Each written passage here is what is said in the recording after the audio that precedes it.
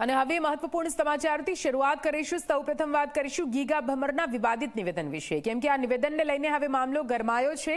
Giga ભમરના દીકરા જીલુ ભમ્મરે માફી માંગી લીધી છે। વિવાદિત ટિપ્પણી કરનાર ગીગા ભમ્મર માફી માંગવા નથી તૈયાર। આહિર સમાજના આગેવાનોની સમજાવટ છતાં પણ ગીગા ભમ્મર માફી માંગવા માટે તૈયાર નથી। જો કે તેમના દીકરા જીલુ ભમ્મર મીડિયા સમક્ષ આવ્યા અને તેમણે માફી માંગી લીધી છે। હજુ પણ ગીગા ભમ્મર માફી માંગવા માટે તૈયાર નથી।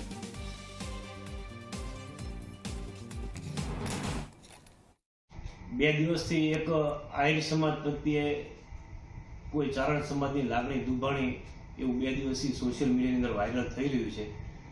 તો હું બધાય ચારણ સમાજને, ગઢવી સમાજને બધાને એક વિનંતી કરવા માંગુ છું।